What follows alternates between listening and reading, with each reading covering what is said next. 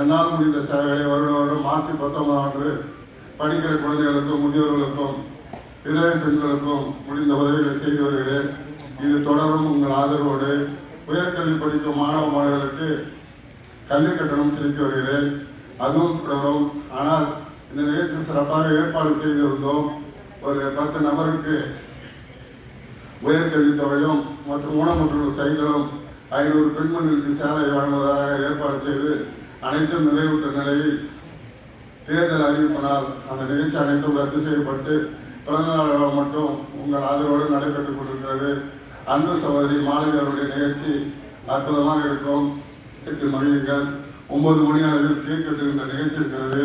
அப்போது உங்களுடைய அன்பையும் ஆதரவையும் பிறந்தநாள் வாழ்த்துக்களை நான் பெற்றுக் கொள்கிறேன். நன்றி, வணக்கம்.